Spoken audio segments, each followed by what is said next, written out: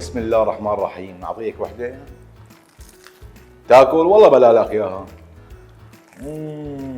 اليوم رح نعمل مع بعض اكله سجق. عندي هون كيلو دجاج وبيلزمني 200 جرام ليه، 4-5 اسنان ثوم، معلقه ملح، عندي كاسه شاي خل ابيض، بيلزمني هون معلقه كمون ومعلقه فلفل يابسه سواء حلوه او حده اللي متواجد عندكم، كله الامور بخير. وهون عندي معلقه باربيكا، وعندي معلقه بصل مجفف، ومعلقه فلفل ابيض، نص معلقه قرفه، وتقريبا نص معلقه جوز الطيب. وهون عندي هذا البهار ضروري جدا جدا لاكله السجق اللي هو الحلبه.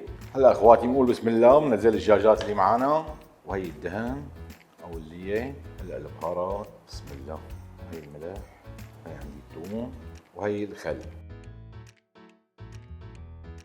هلا هيك اخواتي بنحطها بالبراد او بالفريزر بالاحرى تقريبا لمده ساعتين او ساعه كافي كمان، باذن الله بكون النتيجه معنا اكثر من ذهب.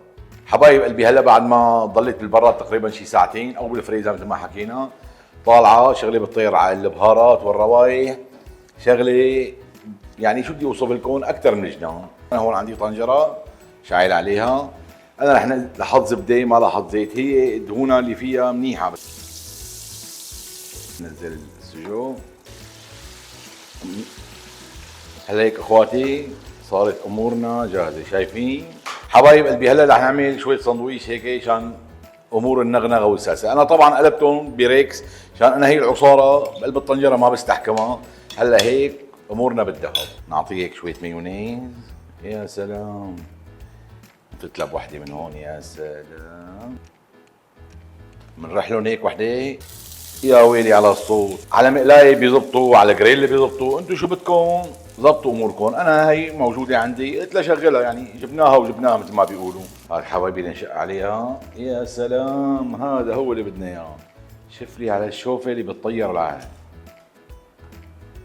عن جد بدها هي قلبي الصغير ليحتمي. سجق بلا مخلل ما بتزبط.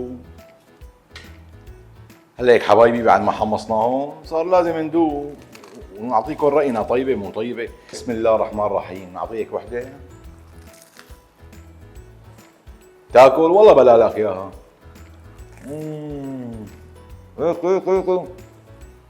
ليك السقسقة، يا سلام. ان شاء الله الف صحة حبايب قلبي، وانتم كمان شو جاي عبالكم اعملكم اكتبوا لي بالتعليقات.